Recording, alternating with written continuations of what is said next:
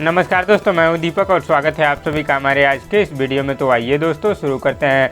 भोजपुरी के cinema king कहे जाने वाले भोजपुरी के जुबली स्टार दिनेश लाल यादव और आम्रपाली दुबे जी के एक बहुत ही शानदार और जबरदस्त फिल्म है दोस्तों, जिस फिल्म का नाम है रोमियो राजा। इस फिल्म के कई गाने यूट्यूब पर रिलीज हो चुके हैं दोस्तों, और अब इस फिल्म का एक और बहुत ही शानदार गाना आप लोगों के बीच रिलीज होने वाला है। जी हाँ दोस्तों, रोमियो राजा फिल्म का एक और बहुत ही शानदार और जबरदस्त वीडियो गाना आप लोगों के बीच रिलीज होने वाला है दोस्तों, जिस शानदार गाने का नाम है गरम तवा पे। इस शानदार गाने को गाया है दोस्तों नीलकमल सिंह और प्रियंका सिंह ने। गीत संदीप साजन जी का है दोस्तों, और इसे संगीत से सजाया है मधुकर आनंद जी ने। और दोस्तों जुबली स्टार दिनेश लाल यादव जी की फिल्म रोमियो राजा का यह शानदार वीडियो गाना आज ही आप लोगों के बीच रिलीज होगा।